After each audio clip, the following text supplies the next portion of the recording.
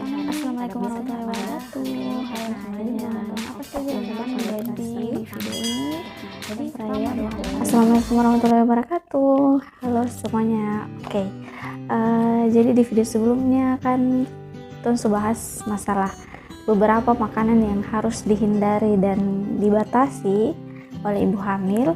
Jadi di video kali ini saya mau bahas beberapa minuman yang tidak boleh dikonsumsi secara berlebihan pada masa kehamilan. Nah, jadi minuman-minuman apa saja yang harus dibatasi? Oke, yang pertama itu adalah kopi. Nah, jadi teman-teman, kopi ini mengandung kafein. Nah, dimana kafein ini yang bisa berefek pada janin nanti kalau dikonsumsi secara berlebihan oleh ibu hamil. Nah, kenapa? Karena kafein ini dia bisa larut dalam plasenta dan bisa masuk ke aliran darah janin sehingga bisa memberikan efek pada janin.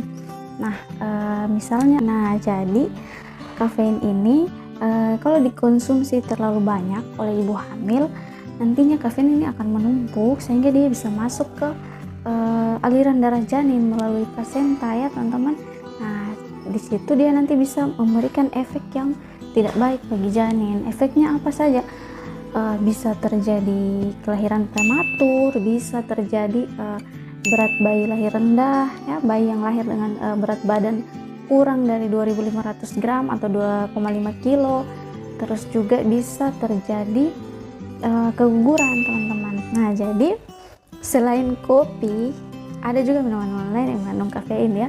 Nah, misalnya teh, tapi memang kadarnya lebih sedikit daripada kafein yang terkandung di dalam kopi. Terus juga pada minuman-minuman ringan seperti Coca-Cola.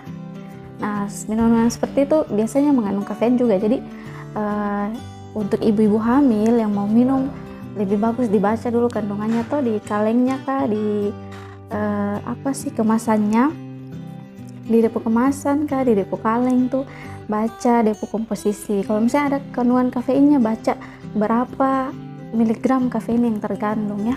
Karena untuk ibu hamil sendiri, kafein yang boleh dikonsumsi itu batasnya adalah 200 sampai 250 mg atau setara dengan 2 gelas kopi ya. Kalau misalnya kayak kopi hitam begitu, itu batasnya 2 gelas lah per hari. Tapi teman-teman, ada juga penelitian yang mengatakan konsumsi 150 mg kafein per hari itu sudah bisa bikin efek pada janin, sudah bisa berefek pada janin ya. Jadi memang sebaiknya dibatasi, kalau bisa 1 gelas saja sehari atau kalau bisa tidak usah sama sekali. Selain itu juga kafein bisa bikin gangguan irama denyut jantung janin. Oke, selanjutnya yang kedua.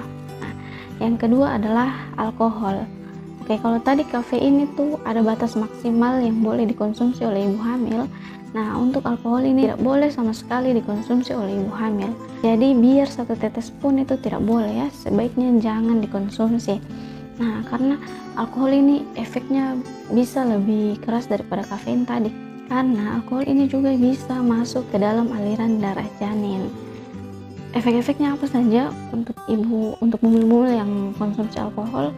Yang pertama, dia bisa terjadi keguguran, dan ini sudah banyak sekali penelitian yang membuktikan. Kemudian juga bisa terjadi lahir prematur, bisa terjadi pertumbuhan janin yang terhambat ya. Kemudian bisa terjadi yang namanya fetal alcohol syndrome. Nah, fetal alcohol syndrome ini merupakan suatu kelainan yang terjadi pada bayi akibat konsumsi alkohol oleh ibu hamil. Nah, tanda-tandanya apa saja fetal alcohol syndrome ini? Yang pertama, bisa terjadi kelainan fisik. Kelainan fisik ini misalnya terjadi kelainan bentuk wajah, terus lingkar kepala yang mengecil, atau kelainan pertumbuhan organ lainnya. Kemudian yang kedua juga bisa terjadi kelainan intelektual dan kognitif. Saya terjadi gangguan belajar seperti sulit menghitung, sulit membaca, kemudian sulit bicara, dan juga bisa terjadi gangguan keseimbangan. Dan yang ketiga itu gangguan perilaku sosial, misalnya dia jadi sulit bersosialisasi, kemudian sulit mengontrol suatu perilaku ya, seperti itu. Jadi memang alkohol ini sangat tidak bagus untuk dikonsumsi oleh ibu hamil, tidak dianjurkan sama sekali. Jadi untuk bumil-bumil sekalian, sebaiknya jangan mengonsumsi minuman-minuman yang ada kandungan alkoholnya. Dan yang terakhir adalah minuman yang manis-manis. Ini sama seperti yang sudah saya jelaskan di video sebelumnya, yaitu makanan manis-manis.